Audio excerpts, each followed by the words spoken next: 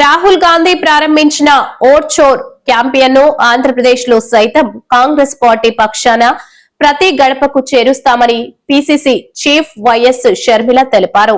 ఓట్ల దొంగ మోడీ తీరును బీజేపీ కోసం అధికార దుర్వినియోగం చేసిన ఎన్నికల కమిషన్ వైఖరిని ఎండగడతామని ఆమె పేర్కొన్నారు. దేశం ముందు, ప్రజల ముందు, మీడియా ముందు బహిర్గతం చేయడం జరిగింది. ఎక్కడైతే బీజేపీకి ఓటమి ఛాన్సెస్ ఎక్కువ ఉన్నాయి అనుకున్న చోట్ల దొంగ ఓట్లను చేరుస్తున్నారు. ఉన్న ఓట్లను వీళ్ళు బీజేపీకి ఓట్లు వేయరు అని అర్థమైతే జెన్యున్ గా ఉన్న ఓట్లని తొలగిస్తున్నారు, లేదా ఒక చోట ఉండాల్సిన ఓటుని ఇంకో చోటికి మారుస్తున్నారు.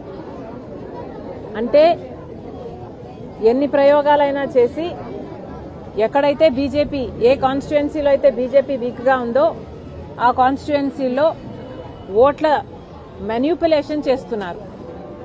నిజానికి ప్రజాస్వామ్యం మన దేశంలో అతిపెద్ద ప్రజాస్వామ్యం ప్రపంచంలోనే మన దేశం అయితే ఆ ప్రజాస్వామ్యాన్ని కాపాడుతున్నది రాజ్యాంగం అయితే మన రాజ్యాంగం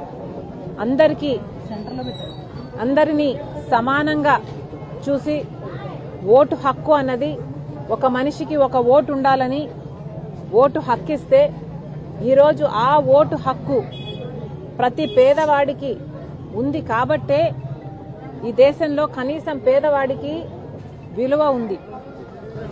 ఆ ఓటును కూడా చీల్చేసుకుంటే, ఆ ఓటును కూడా లాగేసుకుంటే, ఆ ఓటు కూడా చోరీ చేస్తే ఇక పేదవాడికి అసలు ఈ దేశంలో విలువే ఉండదు. కాబట్టి ఓట్ చోరీ జరగడానికి వీల్లేదు. అందుకే కాంగ్రెస్ పార్టీ ఈరోజు ఓట్ చోరీకి వ్యతిరేకంగా పోరాటం చేస్తుంది.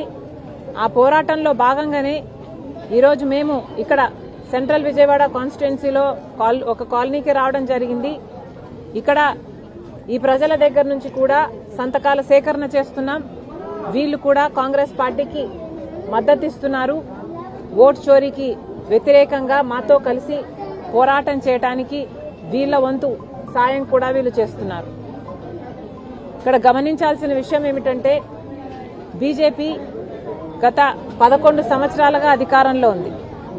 కానీ ఈ 11 సంవత్సరాలుగా ఎంత దుర్మార్గంగా పరిపాలన చేశారంటే ఈరోజు మన దేశంలో ఉన్న అన్ని వ్యవస్థలు బీజేపీ గుప్పెట్లోనే ఉన్నాయి.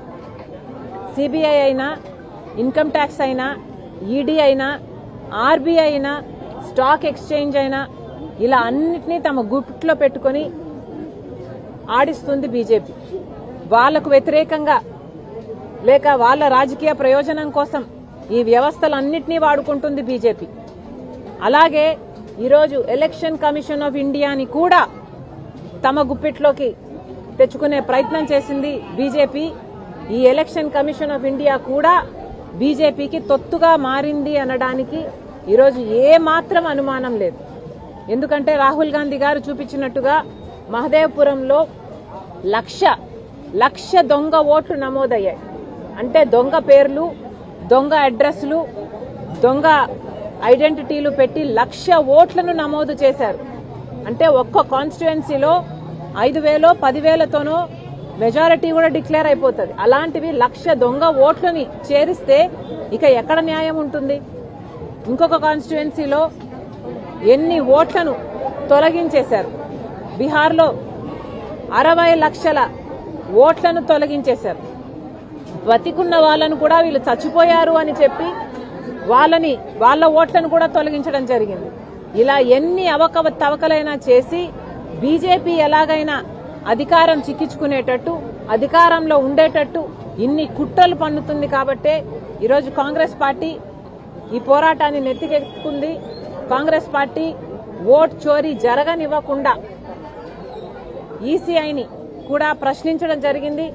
రాహుల్ గాంధీ గారు మరి ముఖ్యంగా ఈసీఐ సమాధానాలు చెప్పాలి అని కొన్ని డిమాండ్లు పెట్టడం జరిగింది. అవన్నీ కూడా కాంగ్రెస్ పార్టీ మళ్ళీ రీఇటరేట్ చేస్తున్నాం. ఈ అన్యాయం జరగటానికి వీల్లేదు.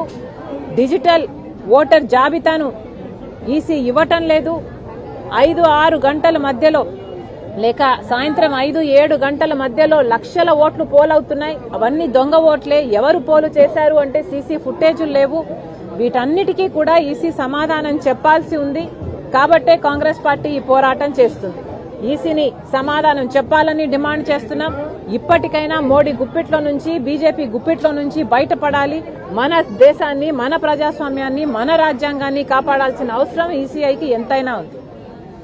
Thank you. అమ్మా ఒక్క నిమిషం. ఇంకోటి, నిన్న చంద్రబాబు గారు తిరుపతిలో 5,000 గుడులు దళిత కాలనీలలో టీటీడీకి సంబంధించి 5,000 గుడులను కట్టిస్తాము అని చెప్పడం జరిగింది. దీన్ని కాంగ్రెస్ పార్టీ తీవ్రంగా వ్యతిరేకిస్తుంది. చంద్రబాబు గారు ఆర్ఎస్ఎస్కి ఎందుకు ఇంత మద్దతు ఇస్తున్నారో, బీజేపీ సిద్ధాంతాన్ని ఎందుకు నెత్తినెత్తుకుంటున్నారో ప్రజలకు సమాధానం చెప్పాల్సిన అవసరం ఉంది. బీజేపీ పార్టీ ఒక మతతత్వ పార్టీ. మతం పేరుతో చిచ్చు పెట్టాలి, ఆ మంటలో చలి కాచుకోవాలి. ఇదే బీజేపీకి తెలిసిన రాజకీయం. అలాంటి బీజేపీకి చంద్రబాబు గారు మద్దతు ఇచ్చారు. ఈరోజు బీజేపీ పార్టీ అధికారంలో ఉంది అంటే చంద్రబాబు గారు ఇచ్చిన మద్దతు వల్లే బీజేపీ అధికారంలో ఉంది. మొన్న కూడా చూశాము, ఈ ఆర్ఎస్ఎస్ సిద్ధాంతం మతము, కులము పేరుతో ఈ రైటిస్ట్ విధానాన్ని కాంగ్రెస్ పార్టీ వ్యతిరేకించింది. కానీ చంద్రబాబు గారేమో మొన్న ఉపరాష్ట్రపతి ఎన్నికల్లో కూడా ఆర్ఎస్ఎస్ అభ్యర్థికే మద్దతు ఇచ్చారు. సరే, మిత్రధర్మం కదా అని చాలా మంది అనుకోవడం జరిగింది. కానీ చంద్రబాబు గారిని కాంగ్రెస్ పార్టీ సూటిగా ప్రశ్నిస్తుంది. చంద్రబాబు గారు, మీరు బీజేపీకి మద్దతు ఇస్తున్నారా లేక ఆర్ఎస్ఎస్ లో మీరు చేరైపోయారా? ఈరోజు చంద్రబాబు గారు ఆర్ఎస్ఎస్ లో చేరినట్టుగా బీజేపీ మనిషిగా మాట్లాడుతున్నారు. 5,000 గుడులు కట్టిస్తారట. దళిత కాలనీలలో 5,000 గుడులు కట్టిస్తారట. టీటీడీ తరపున ఏం అవసరం ఉంది అని అడుగుతున్నాం. ఏ దళిత కాలనీ వచ్చి మాకు టీటీడీ గుడులు ఇక్కడ కావాలి అని అడిగారో చంద్రబాబు గారు సమాధానం చెప్పాలి. టీటీడీ పవిత్రమైన గుడే, ఎవరూ కాదనటం లేదు. కానీ వాళ్ళకు అధికంగా డబ్బులుంటే ఆ డబ్బులతో ప్రజలకు సేవ చేయాలి తప్పితే ఇలా రాజ్యాంగానికి వ్యతిరేకంగా ఆర్ఎస్ఎస్ సిద్ధాంతాన్ని నెత్తినెత్తుకొని దేశమంతా గుడులు కట్టిస్తామనడం చాలా అసలు భావ్యం కాదు అని చెప్తున్నాం. మళ్ళీ అడుగుతున్నాం చంద్రబాబు గారిని, మన ప్రజాస్వామ్యాన్ని సెక్యులరిజం అని చెప్తున్నది మన రాజ్యాంగం. ప్రజాస్వామ్య దేశంలో సెక్యులరిజం ఉంది అని చెప్తున్నది భారతదేశ రాజ్యాంగం. కానీ ఆర్ఎస్ఎస్ రాజ్యాంగం అది చెప్పటం లేదు. హిందువులు మాత్రమే మనుషులు, మిగతా వాళ్ళంతా పురుగులు అని చెప్తుంది ఆర్ఎస్ఎస్.